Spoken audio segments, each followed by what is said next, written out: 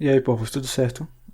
Então, na semana passada, a gente viu as funções de grau 1 e agora, dando continuidade, a gente vai ver a função de grau 2, a quadrática, né? Bora lá, então, fazer uma analogia bem parecida com o que a gente fez na semana passada para a função de primeiro grau, a função afim, né?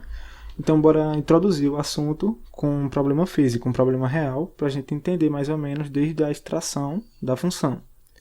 Olha só, um automóvel partiu da posição S0, igual a 20 metros, com velocidade inicial de 10 metros por segundo e uma aceleração constante de 3 metros por segundo ao quadrado.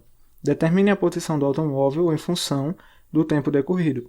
Aí tem aquela formulazinha do sorvetão, né, bem conhecida na física, a gente também viu na aula 3 de introdução às funções, está na apostila, essa equação aí. Aí ele vai retornar para a gente a posição S em função da variável tempo t. Aí olha só, ele deu que a posição inicial S0 é de 20 metros, a velocidade inicial V0 é de 10 metros, tudo constante, e a aceleração de 3 metros por segundo ao quadrado. Ou seja, a gente teve 3 valores constantes aí. E agora vai ficar quem variando? O tempo, t, e a posição S. Ou só mudando, organizando aí um pouquinho para ficar melhor. Posição igual a 1,5t quadrado mais 10t mais 20. Então já está com aquela cara de função de grau 2, não é isso? Que normalmente a gente vê assim. Y igual a ax quadrado mais bx mais c. Aí note que esse valor de a, do mesmo jeito que foi na função de grau 1, é uma constante, que nessa função da gente é igual a 1,5 sempre. Aí o valor de b também é uma constante, que no caso da nossa função é de 10, e o valor de c, um termo independente sozinho, na nossa função, ele é igual a 20. Aí essa é a cara, né, da função de grau 2. Aí nesse exemplo aqui a gente conseguiu extrair de um problema físico, né, a nossa função quadrática. Aí, como a gente também fez na aula passada, bora tentar analisar o gráfico dessa função. Aí aqui montando essa tabelinha, aqui é a função que a gente descobriu. E olha só, instante de tempo negativo não faz sentido físico para esse problema da gente. Mas eu vou colocar pontos, né, de tempo negativo também, só para o gráfico ficar um pouquinho melhor de visualizar, tá bem? Mas para essa função em si, desse problema físico, o tempo negativo não faria parte do domínio, tá? Da função. Aí aqui, no eixo das abscissas, né, na horizontal temos o tempo em segundos, e no eixo das ordenadas, aqui na vertical, a posição em metros.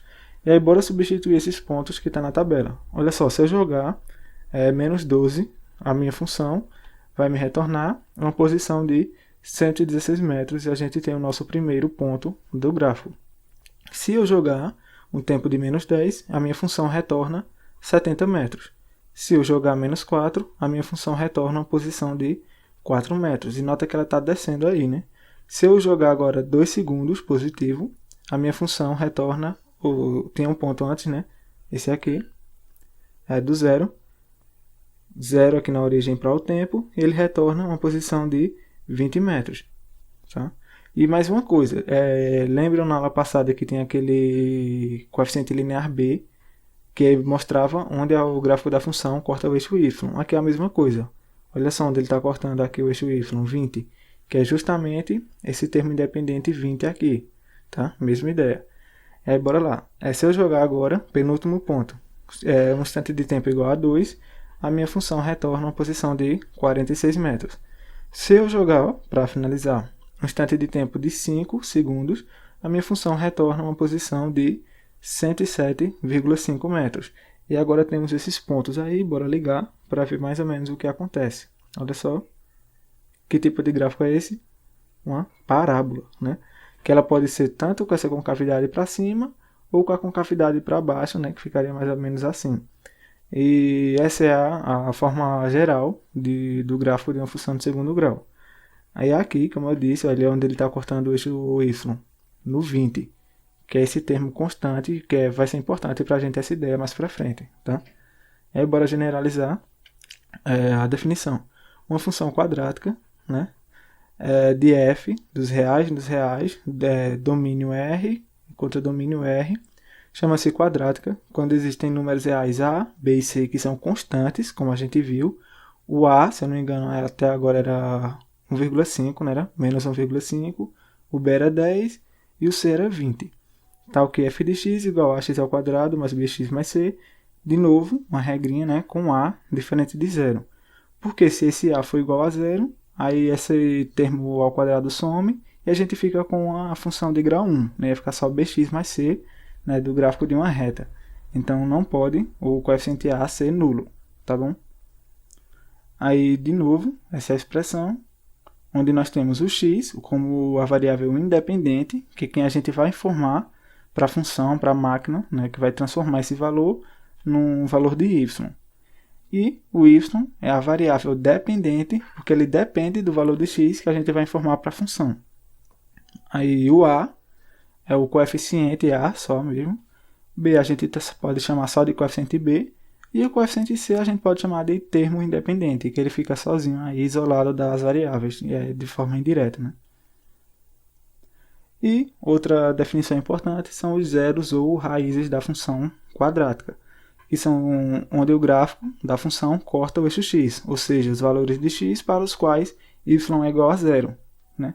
Aqui é a nossa função, e, por exemplo, um valor de x1 para o qual y é igual a zero, nesse exemplo, que a gente usa Bhaskara lá para calcular. Estão lembrados? Para calcular um x1 e um valor de x2. Sendo que existem no máximo duas raízes, 0, 1 ou duas raízes.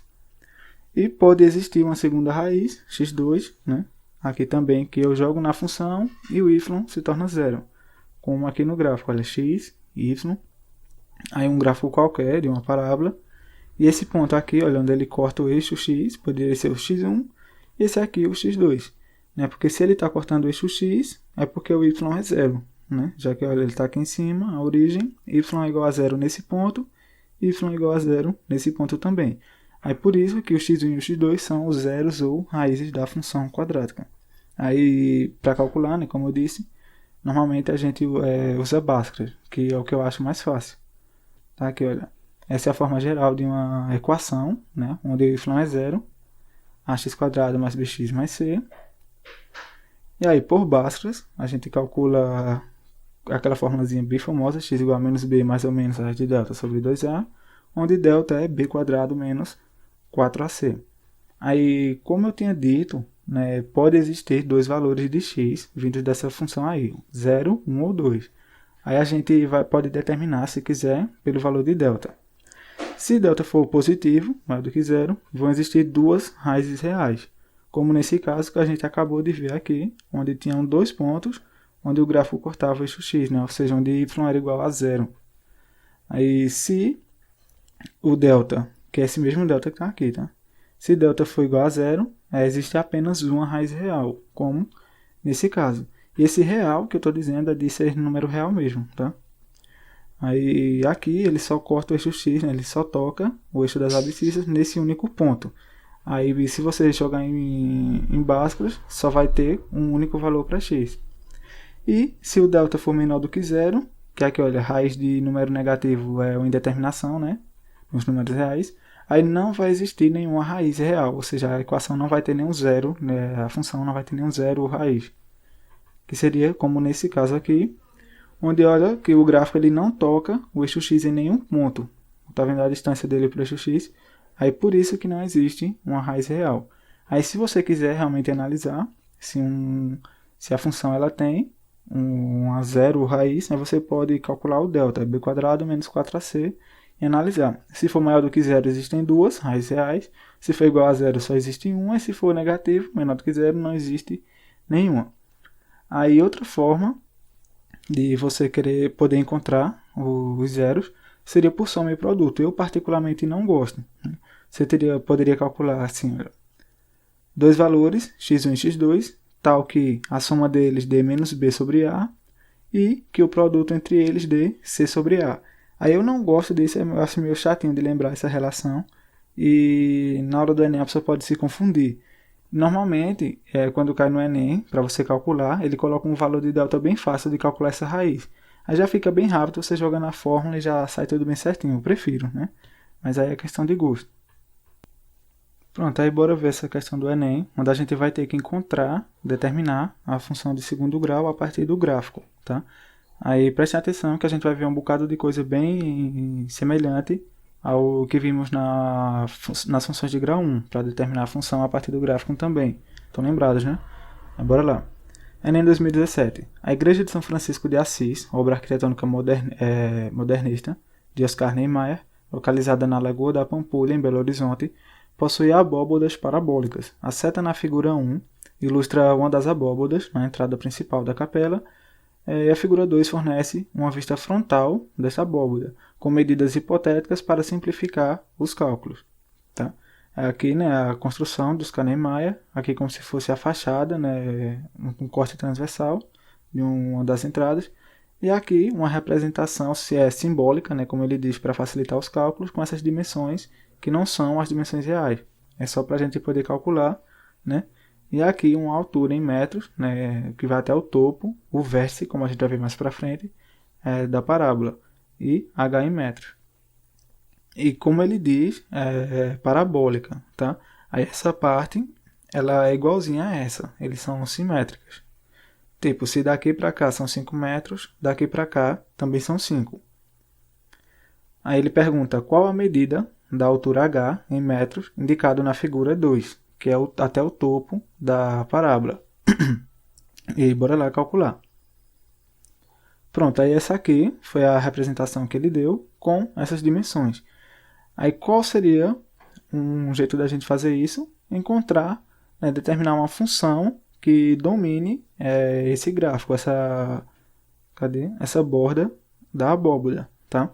Aí eu posso colocar um sistema cartesiano em qualquer lugar, onde eu quiser aí, e o problema vai ser determinar a função que determina. Por exemplo, eu vou colocar aqui o eixo x e aqui o eixo y. Por quê? Para aqui ele cortar a origem do sistema. Estão lembrados do termo independente C, que ele diz onde corta o eixo y? Se eu colocar ele aqui na origem, no zero, então eu já sei que o coeficiente C, o termo independente, vai ser nulo. Né? Já facilita, mas a gente vai ver que dá zero aqui no cálculo também. Tá? Aí aqui nós temos um ponto, sim. Aí lembrando, como a gente viu na aula passada, na função de grau 1 a gente tinha dois coeficientes, o angular A e o linear B. Aí quantos pontos a gente precisava para determinar essa função? Eram 2, porque a gente tinha dois coeficientes. Aí a mesma coisa é aqui. Agora a gente tem 3 coeficientes, o A, o B e o C. Aí por isso a gente vai precisar agora de 3 pontos também, já conhecidos do gráfico, para poder determinar a função. Porque para encontrar a função, como eu mencionei na aula passada, a gente só precisa determinar os seus coeficientes. Nesse caso o A, B e o C. Aí aqui a gente tem um ponto. Qual é o x desse ponto? Como a origem está aqui, olha só, daqui para cá são 5 metros. Daqui para cá mais 5 metros, então dá 10. Né? A gente tem x igual a 10 e y igual a 0 nesse ponto aí. Mais algum ponto conhecido? O da origem, né? O mais fácil, que já foi selecionado para facilitar. 0 para o x e 0 para o y. 0 para a abscissa, 0 para a ordenada. Falta 1. Né? Aqui no topo não está determinado, porque a gente não sabe a altura, é o que ele pede até na questão para a gente. Mas tem esse aqui, olha. Né? Esse ponto aí. Qual é o x desse ponto? Bora ver. Daqui para cá são 5 e ele dá para a gente, olha, daqui para cá mais 4, ou seja, 9. Né? E a altura ele já deu 3 metros, então ficamos com esse ponto, 9 para a abscissa x, 3 para a ordenada y. Tá? Então agora a gente tem 3 pontos, né? O que vai permitir a gente encontrar essa altura h, mas primeiro temos que determinar a função desse gráfico. Aí só limpando aí, a gente por enquanto está assim, com esse gráfico aí. Aí o topo, né, essa altura, é h, que é o que a gente quer descobrir. Aí, bora lá. A gente agora pode encontrar essa função de segundo grau, olha, os coeficientes c, b e a. A gente pode determinar os 3 a partir desses 3 pontos que são conhecidos para a gente. Como? Substituindo os pontos na função.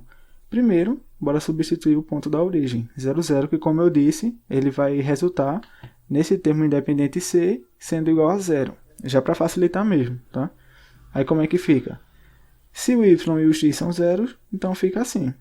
0 igual a 0 vezes a, mais 0 vezes b, mais c. Aí tudo isso aqui desaparece e a gente fica só com c igual a 0, né? Que era o objetivo da gente. Aí ficamos com essa representação, por enquanto, para a nossa função. Olha, o c que estava aqui já tirei, tá? Ficamos só com isso por enquanto. Bora trazer aqui para cima para facilitar. E agora bora calcular os outros pontos que a gente ainda tem. Aí esse outro ponto, o 10 para a abscissa e 0 para a ordenada. Aí substituindo, y igual a 0, x igual a 10. Tá? Aí 0 para o y, sem a, mais 10b. Tudo bem, né? Equação 1. Bora substituir o outro ponto. Né? Daqui não dá para extrair nem o valor de a nem o valor de b, como a gente fez para o c lá, não foi? Foi bem fácil. Aqui agora a gente tem duas incógnitas e uma equação só. Precisamos de mais uma equação. Para isso é que serve o terceiro ponto. Ponto 9 para a abscissa e 3 para a ordenada. 9 para x, 3 para y. Ficamos assim. 3 igual a 9 ao quadrado vezes a mais 9b. Ou 3 igual a 81a mais 9b. E essa é a nossa segunda equação. Aí agora a gente já tem duas, podemos descobrir o a e o b, que é o que está faltando. Bora trazer aqui para cima. Igualzinho ao que a gente fez na aula anterior, da função de grau 1. A gente tem aqui um sistema de duas equações. Aí dá para determinar o a e o b. Como? Eu vou manipular, do mesmo jeito que a gente já tinha visto, sair manipulando essas equações, de modo que quando eu somar ou subtrair, um desses coeficientes desapareça e eu consigo descobrir o valor do outro. Aí, olha só, nesse caso, eu vou fazer o seguinte. Menos 9 vezes a equação 1 e 10, era 10 vezes a equação 2 aqui, tá? Aqui é a equação 2. Aí ficaria assim, a primeira equação vezes menos 9, aí no lado esquerdo, 0 vezes qualquer número dá 0, aí 100 vezes menos 9, menos 900a, e 10b vezes menos 9 dá menos 90b. Ou seja, essa equação é a mesma dessa, tá? Só foi manipulada. A equação 2 vezes 10, ficamos com 30 igual a 810a mais 90b. E aí esse sistema ainda é igual a esse. Eu só fiz manipular, tá? As equações são as mesmas, só que manipuladas para facilitar o cálculo da gente. Aí eu vou substituir, né? Por que eu fiz isso? Olha só, eu já multipliquei por aqueles valores para que esse termo ficasse igual a esse em módulo, porém de sinal oposto. Para quê? Para quando eu somar agora as duas equações, esse termo desaparece e eu descubro o valor de a. Tá? Seria assim. A equação 1 mais a equação 2. Aí do lado esquerdo, 0 mais 30. E do lado direito, menos 900a mais 810b. Menos 90b mais 90b. E, como era o objetivo da gente que eu disse, olha só. Sinais opostos se anularam e ficamos com o restante mais importante agora, que dá para descobrir o valor de a. Bora lá, 30, somando dá menos 90a, isola, passa menos 90 dividindo, corta o 0 com 0, fica menos 1/3, tá? Esse é o valor do coeficiente a. Então, por enquanto, substituindo aqui, trazendo ele nessa função aqui para baixo, a gente está assim, y igual ao a, que é menos 1/3, x ao quadrado, mais bx. Então, para determinar a função, só falta encontrar o valor de b. Tá facinho, né? Deixa eu substituir lá em cima. Bora limpar aqui. E aí, como é que eu posso agora descobrir o valor de b? Eu posso substituir o valor de a em qualquer uma dessas duas equações, né? Parece ser mais fácil essa primeira, mas depois, se você quiser, pode substituir nessa que vai ter que dar o mesmo resultado. Aí você confere aí, tá? Aí eu vou substituir na primeira, só que para facilitar, como está esses valores muito grandes aqui, eu posso dividir essa equação por menos 90. E aí vai ficar bem mais tranquilo. Olha só. Substituindo o coeficiente a na equação 1 sobre menos 90. Vai continuar a mesma equação, só que manipulada para facilitar. Aí do lado esquerdo, 0 sobre menos 90 dá 0. Menos 900a sobre menos 90, 10a. E menos 90b sobre menos 90 fica só b positivo. Tranquilo agora, para substituir. O a igual a menos 1/3.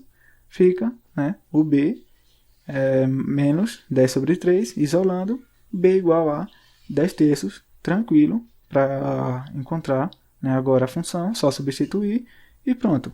Determinamos os coeficientes, os três, a igual a menos 1/3, b igual a 10/3 e c igual a 0. Então temos agora a nossa função que determina esse gráfico. Vou trazer aqui mais para cima.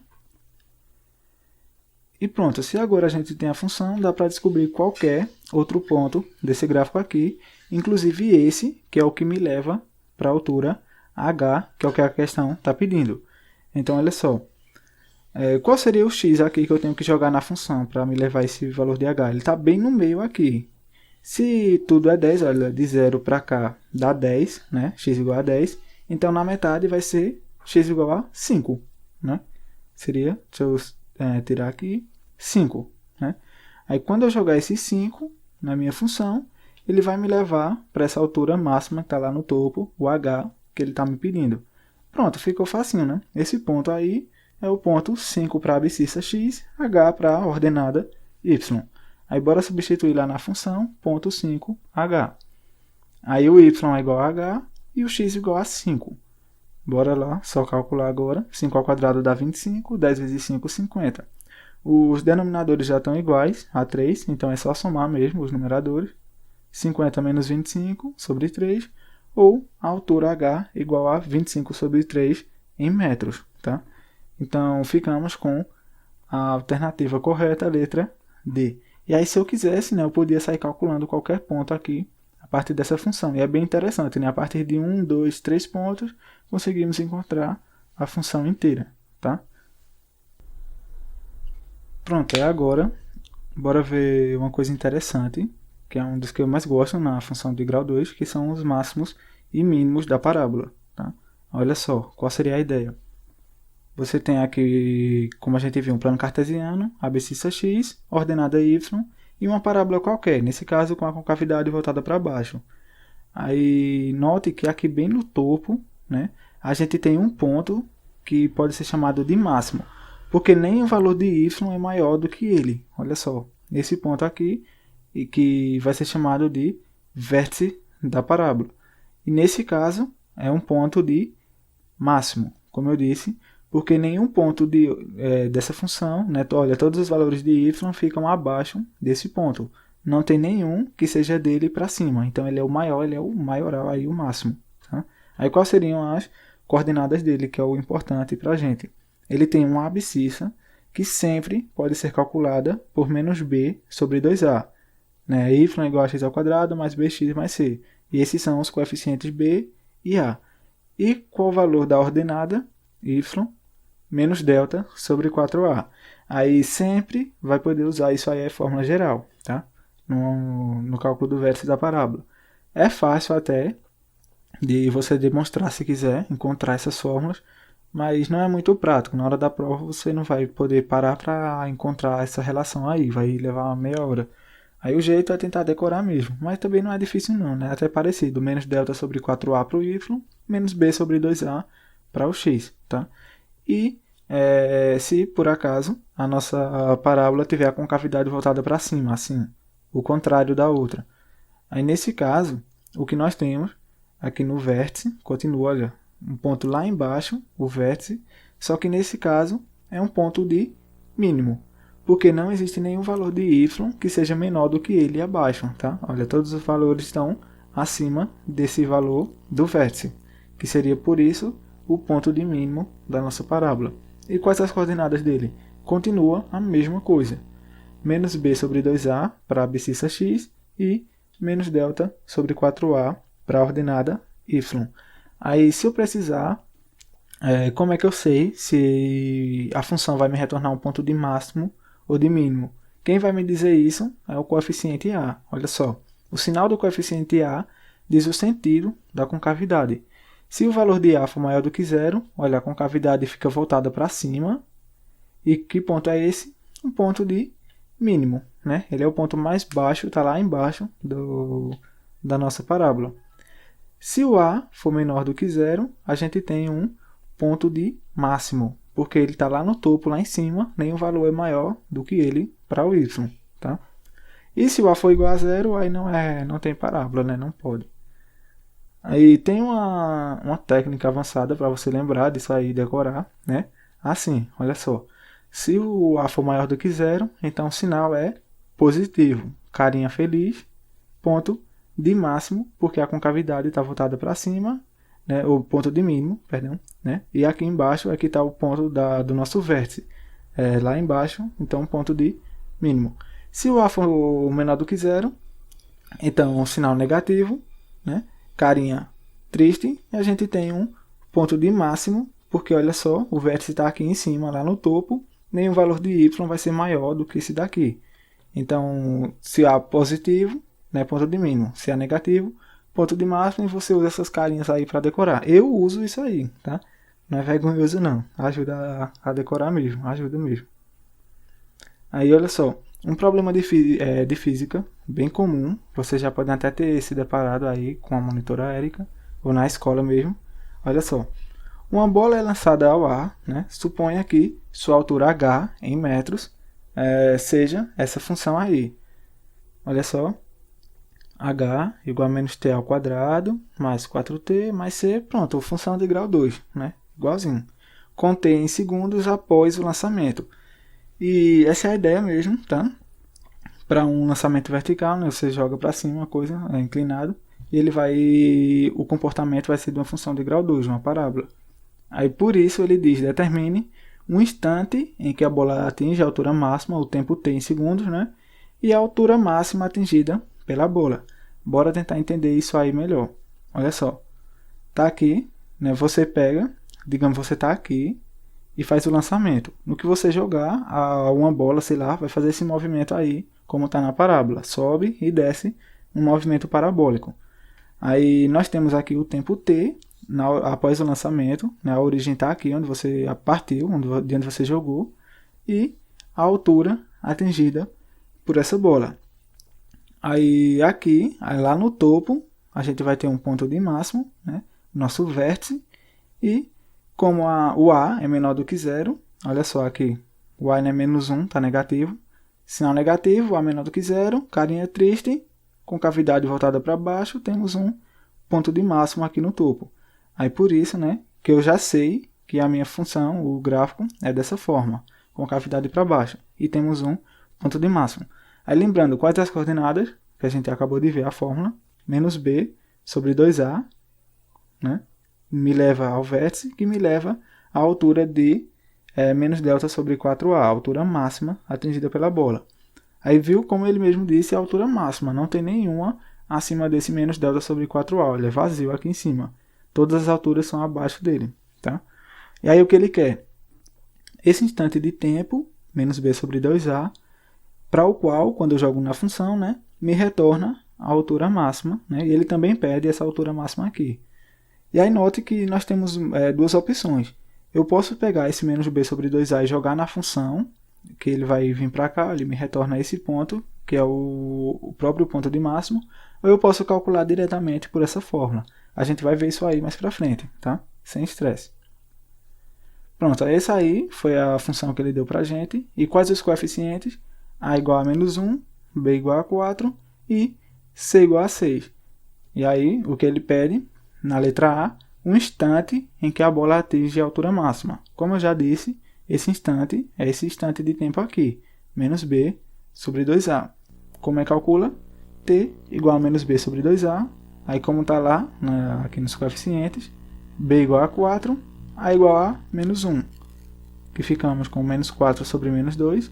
E aí esse menos da fórmula com esse menos do denominador dá mais. E ficamos com o tempo de t, um instante de tempo t, igual a 2 segundos. Então, como o próprio texto da alternativa diz, esse é o instante em que a bola atinge a altura máxima.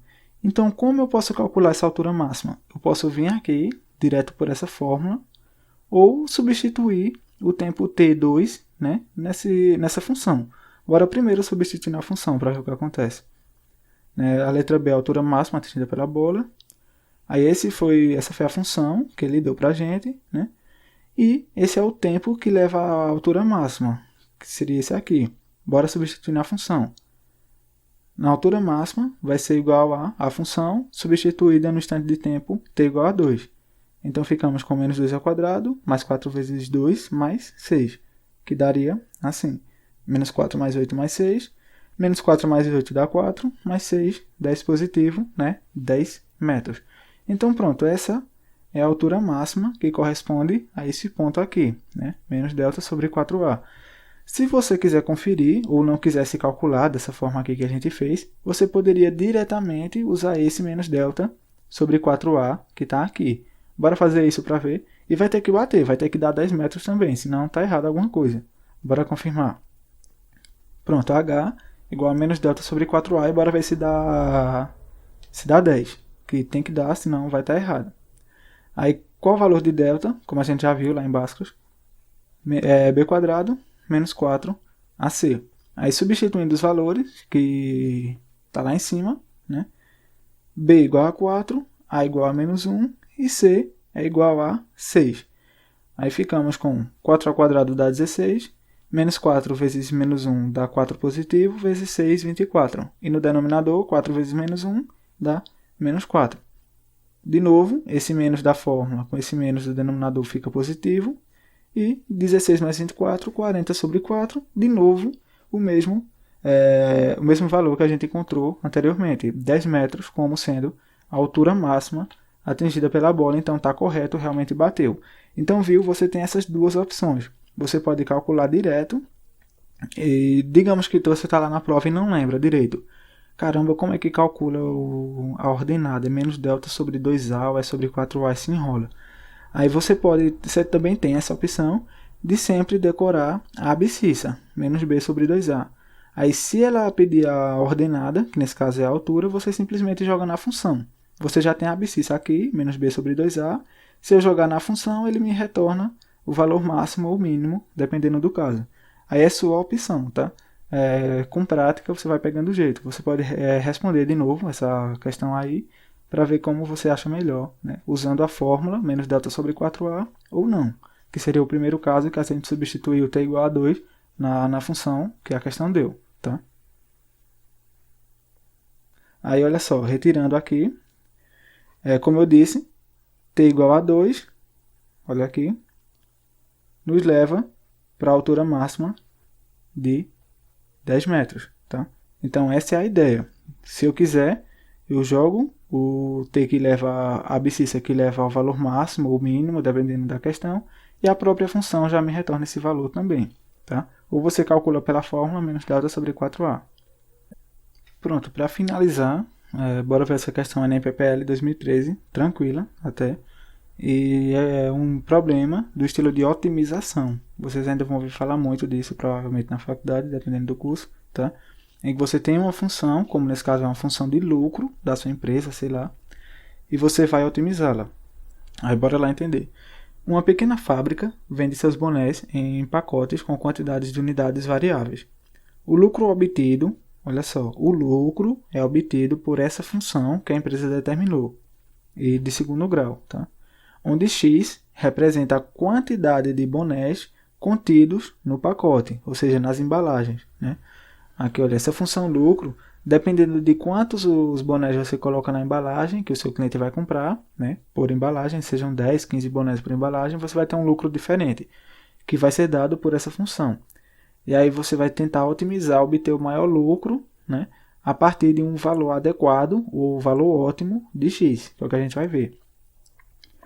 A empresa pretende fazer um único tipo de empacotamento, obtendo um lucro máximo. Para obter o lucro máximo nas vendas, os pacotes devem conter uma quantidade de bonés iguais a... Então, entenderam? Olha só, essa é a função lucro, x é a quantidade de bonés por pacote. E ele quer que a gente encontre o x, aqui olha o x da função, que leva ao lucro máximo. É o que a gente acabou de ver de vértice da parábola. Mas bora lá entender aos poucos. E temos essas opções aí como resposta. Aí está aqui, o que ele deu para a gente é a equação de lucro, né? O L é o lucro, e x é a quantidade de bonés contidos em cada pacote. E quais os coeficientes dessa função? A igual a menos 1, b igual a 12 e c igual a menos 20. Tá? E aí aquela mesma ideia. Como já dá para ver aqui, olha, o a é negativo, né? Menos 1, com cavidade voltada para baixo, temos um ponto de máximo, como a própria questão já fala para a gente. olha, eixo X, esse aqui não é o gráfico dessa função, tá? É só uma representação mesmo, para a gente facilitar. É o mesmo gráfico que estamos usando até agora. E aqui o lucro nas ordenadas, né? Abscissa X, ordenada L. Aí, aqui lá no topo, temos o vértice, né? E como eu já disse, o A é negativo, carinha triste, com cavidade voltada para baixo. Temos aqui um ponto de máximo, como a própria questão já menciona. Aqui, ponto de máximo, tá? E quais as coordenadas desse ponto? Se eu jogar x igual a menos b sobre 2a, a função me retorna esse ponto de máximo, o vértice, com a ordenada menos delta sobre 4a.